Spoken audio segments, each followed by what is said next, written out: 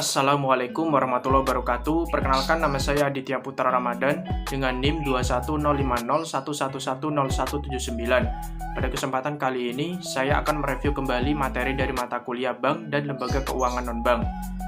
Sebelum saya menjelaskan secara singkat pengertian dari lembaga keuangan, baik itu bank ataupun lembaga keuangan lainnya, pertama-tama saya akan menjelaskan pengertian dari uang.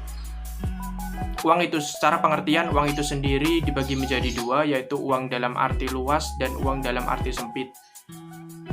Uang dalam arti sempit, yaitu uang yang hanya berfungsi sebagai alat tukar dalam kegiatan perekonomian, yang hanya sebatas pada uang kartal dan uang giral saja. Sedangkan uang dalam arti luas, yaitu tidak hanya sebatas pada uang kartal dan uang giral saja, akan tetapi semua bahan atau barang yang bernilai uang, seperti contohnya yaitu obligasi, saham, dan lain sebagainya.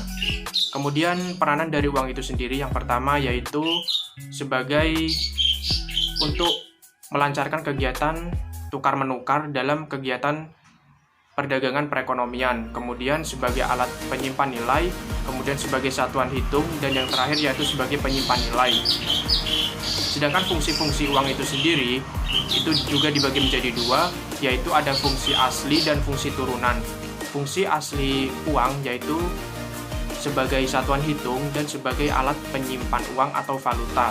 Sedangkan fungsi turunan yaitu diantaranya yang pertama sebagai alat pemindah kekayaan, yang kedua sebagai alat pembayaran yang sah, yang ketiga sebagai alat pembayar hutang, dan yang terakhir yaitu sebagai alat penimbun kekayaan. Kemudian jenis uang dibagi menjadi tiga, yaitu yang pertama yaitu berdasarkan bahan pembuatnya, yang meliputi uang kertas dan uang logam. Kemudian yang kedua yaitu berdasarkan lembaga yang mengeluarkannya, yaitu yang pertama yaitu uang kartal. Uang kartal dikeluarkan oleh negara berdasarkan undang-undang, sedangkan uang giral adalah uang yang disimpan pada koran di bank-bank. Kemudian berdasarkan nilainya dibagi menjadi dua, yaitu ada uang penuh dan uang tanda. Uang penuh yaitu apabila nilai dari mata uang tersebut nilainya sama dengan bahan pembuat dari nilainya sama dari bahan pembuat uang tersebut. Kemudian sedangkan uang tanda yaitu apabila nilai yang tertera di atas uang tersebut nilainya jauh lebih tinggi dari bahan pembuat uang tersebut. Kemudian saya akan menjelaskan pengertian dari lembaga keuangan. Lembaga keuangan adalah lembaga yang bergerak di bidang keuangan atau seluruh perusahaan yang bergerak di bidang keuangan, yang dimana kegiatan utamanya yaitu sebagai perusahaan permodalan di bidang usaha. Sedangkan peranan dari lembaga keuangan itu sendiri yaitu sebagai perantara antara pemilik modal dan perusahaan yang akan dimodali.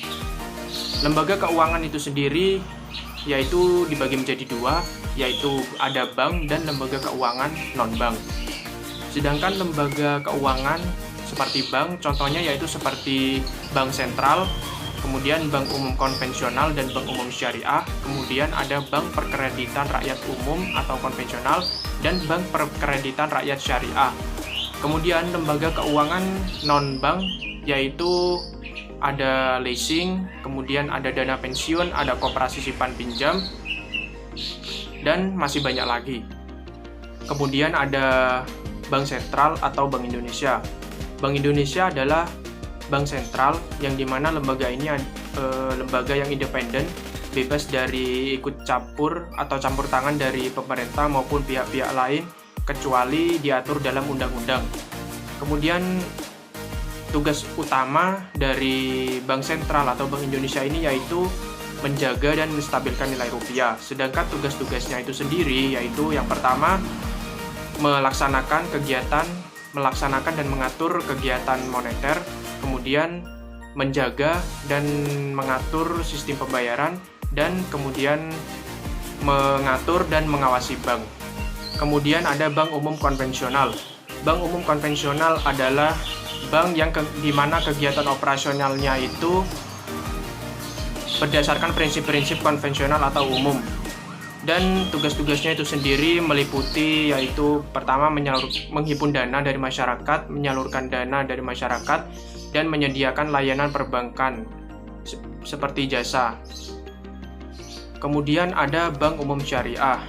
Bank umum syariah yaitu bank yang kegiatan operasionalnya didasarkan pada prinsip-prinsip syariah atau islami. Sedangkan tugas-tugasnya yaitu sama dengan bank umum konvensional, namun perbedaannya yaitu menggunakan cara-cara syariah atau islami. Kemudian jenis-jenis dari bank syariah itu sendiri yaitu ada bank umum syariah, kemudian ada unit usaha syariah, dan yang terakhir yaitu bank perkreditan rakyat syariah atau BPRS syariah. Nah, yang selanjutnya adalah ada bank perkreditan rakyat umum atau BPR konvensional dan bank perkreditan rakyat syariah atau BPRS. Nah, bank perkreditan rakyat baik umum maupun syariah yaitu bank yang dimana kegiatan operasionalnya didasarkan pada prinsip konvensional atau maupun prinsip syariah. Namun di sini bank perkreditan rakyat tidak memberikan layanan jasa dalam lalu lintas pembayaran. Namun perbedaannya antara bank perkreditan rakyat umum dan bank perkreditan rakyat syariah yaitu terlihat pada sistemnya. Kalau bank perkreditan rakyat umum atau konvensional yaitu tidak menerapkan bagi hasil, sedangkan bank perkreditan rakyat syariah itu menerapkan bagi hasil. Dan masih banyak cara-cara lainnya yaitu yang didasarkan kalau bank umum itu tidak didasarkan pada prinsip-prinsip syariah atau islami, sedangkan bank perkreditan rakyat syariah didasarkan pada prinsip-prinsip Islam. Sekian yang dapat saya sampaikan, kurang lebihnya mohon maaf. Wassalamualaikum warahmatullahi wabarakatuh.